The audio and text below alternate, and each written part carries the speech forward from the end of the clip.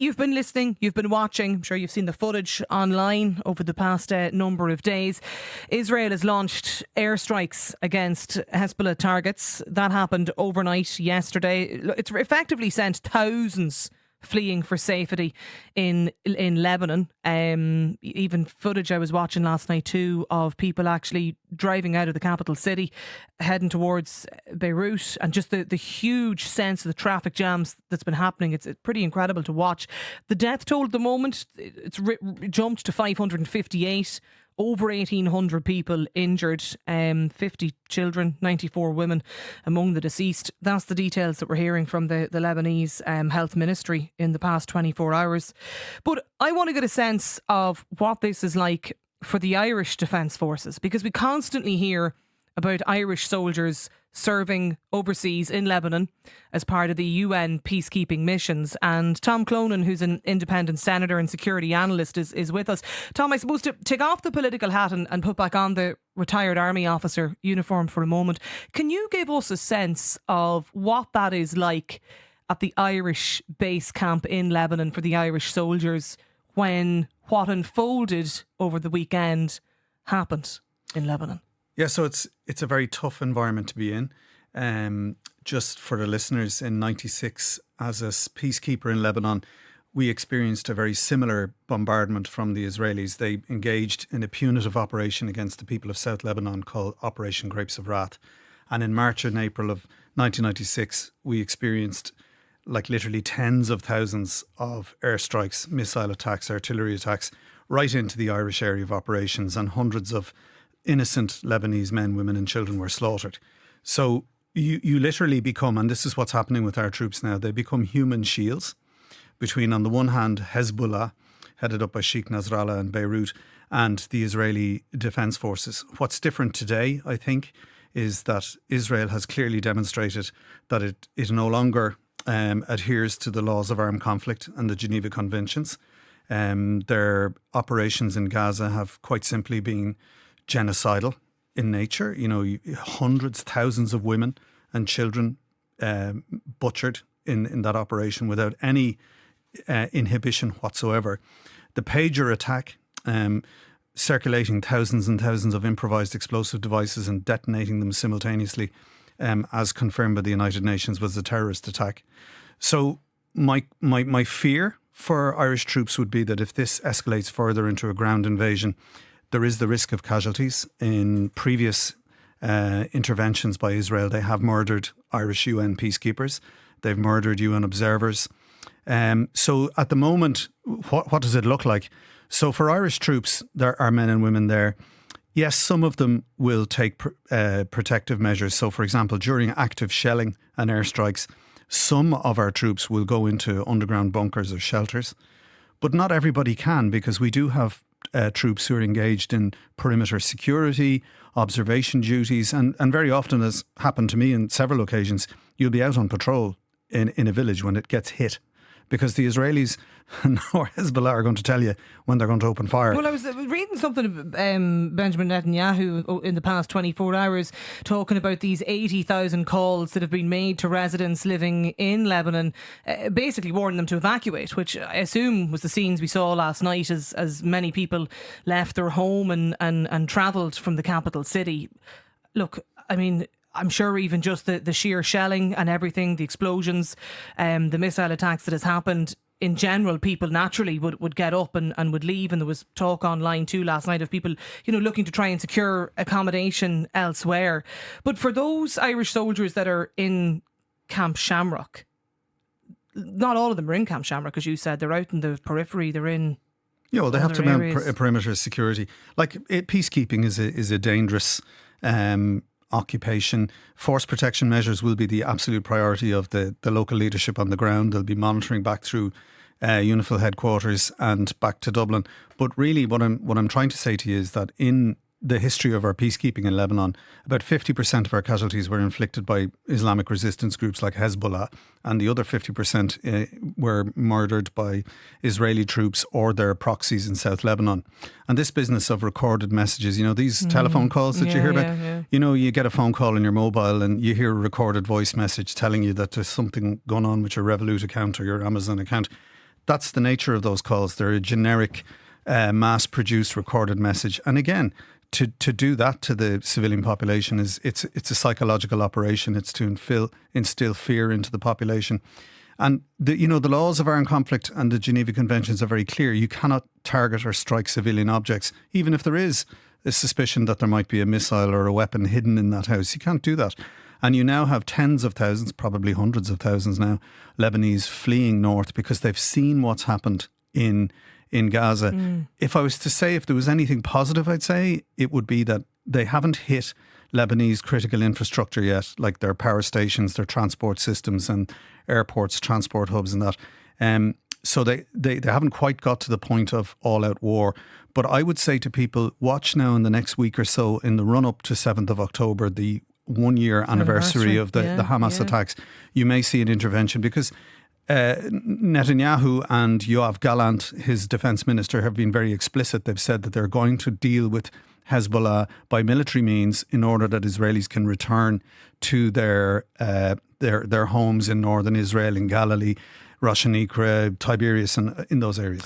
The whole focus really has kind of been, on the southern border, and it's moving, I suppose, to northern territory at the moment, and that's the focus we've been seeing in the past 48 hours. But Dorka Lee, stay with me, Tom, if you don't mind. Dorka Lee is a defence analyst and retired Army Colonel, and Dorka's with us on the line today. You also spent time in Lebanon, like Tom, Dorka.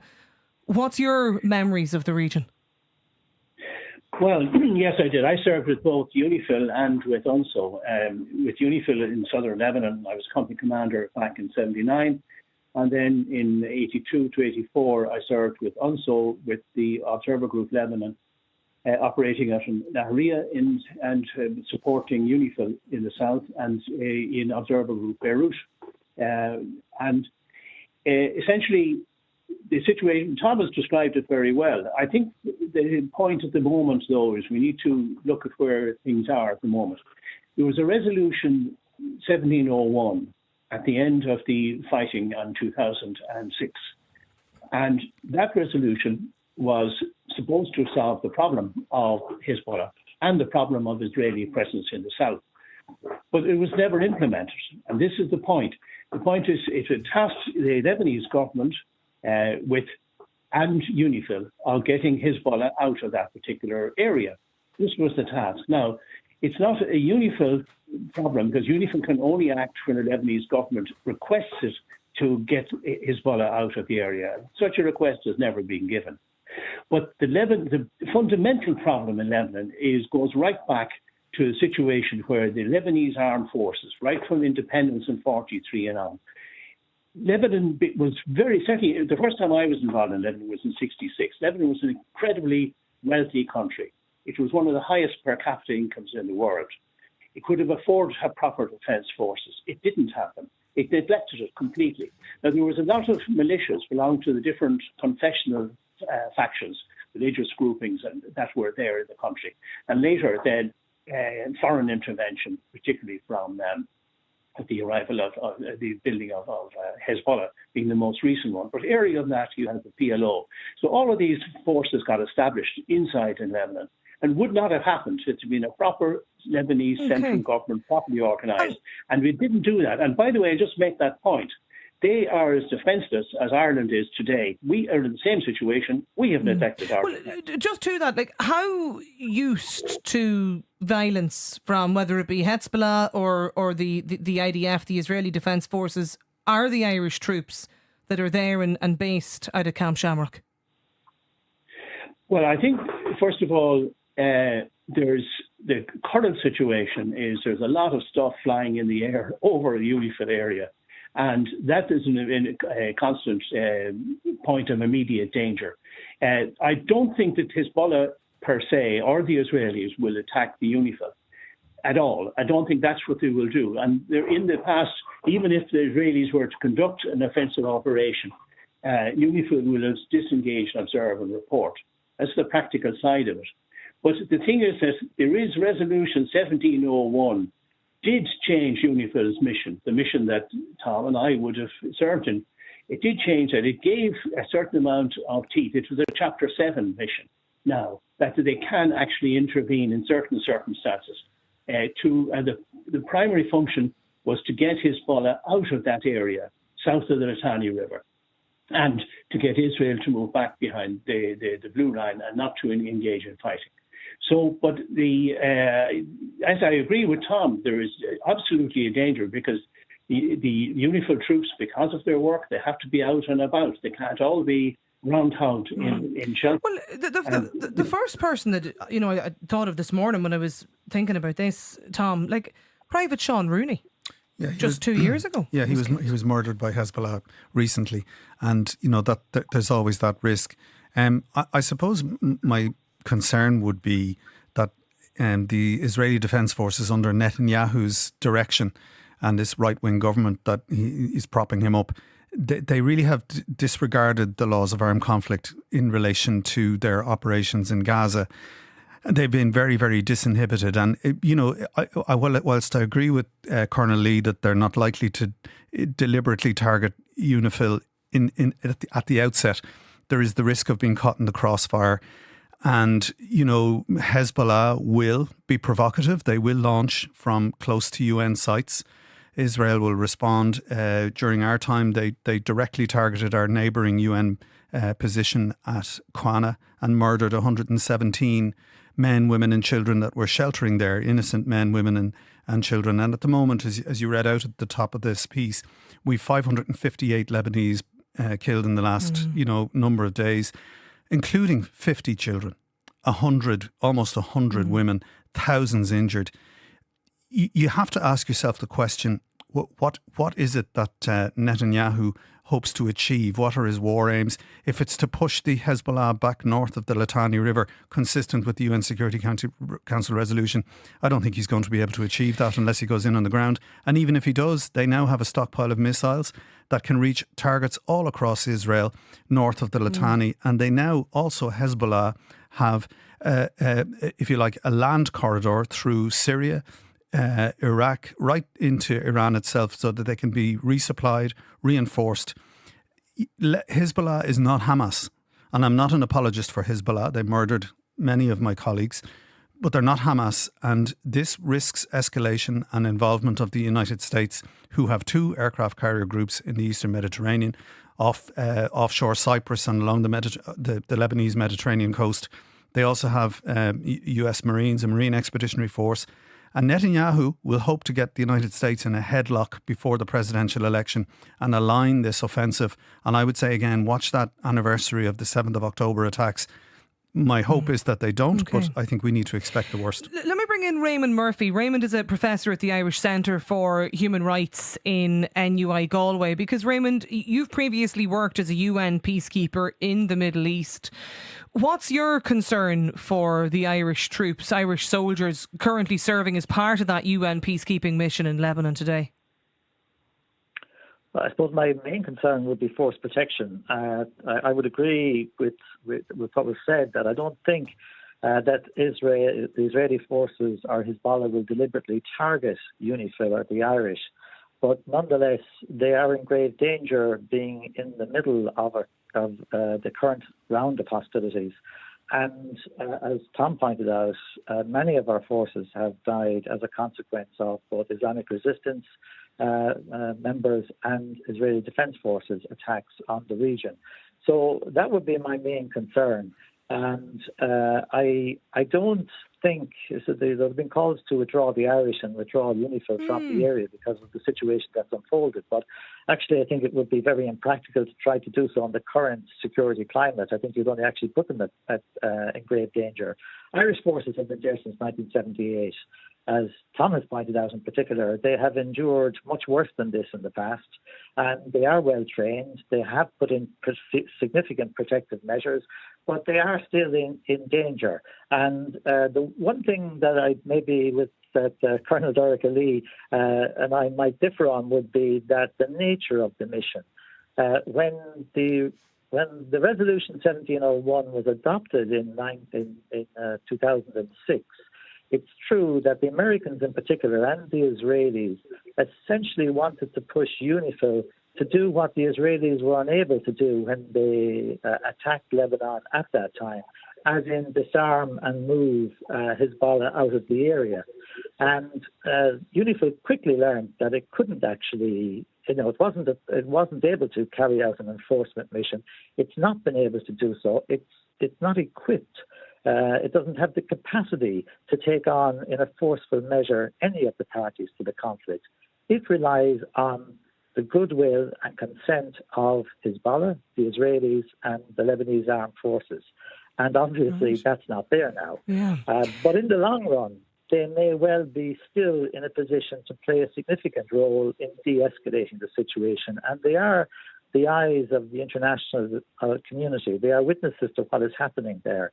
And they also had, back in 2017, when an Irish force commander was there, General Michael Beery, they put in place an implementation plan for the protection of civilians. Now, most civilians have left the south, but this was an effort to actually try to put in place something which might work in protecting civilians, evacuating from immediate areas of danger, get them across what's called the Litani River to a place of greater safety. Assembly areas are security zones, but also then to be able to provide humanitarian assistance to those left behind. Because in any situation of conflict, it's always the poorest, the most marginalised, will have nowhere to go and no means to get there. And that will still be the case. There will be people who have to remain despite the danger in South Lebanon.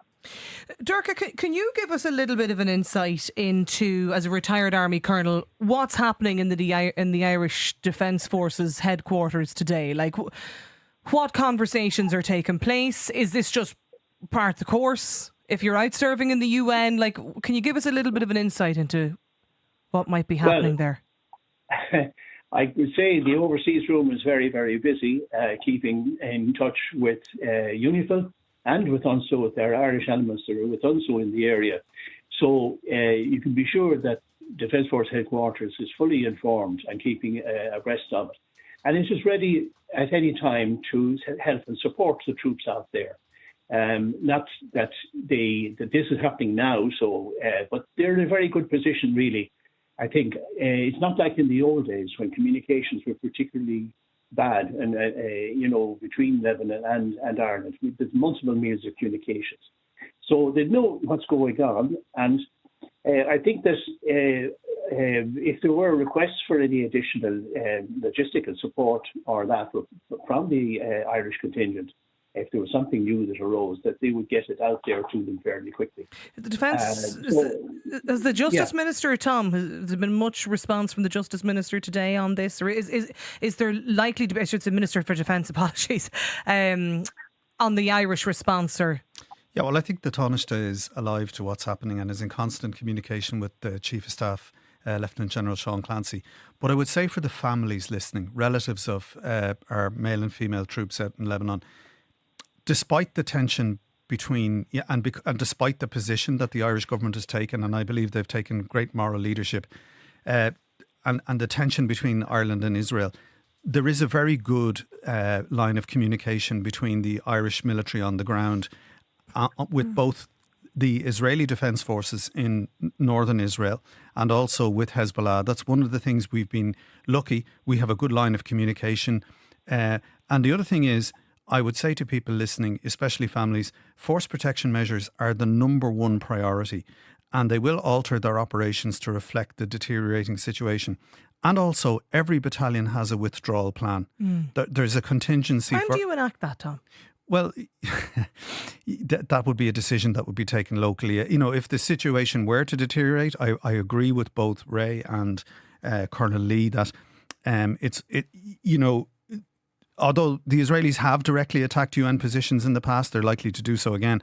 But if the invasion were to deteriorate to such a point that it was no longer tenable, then there is a withdrawal action plan, either towards Beirut or even south into Israel proper itself. There are different iterations of these plans.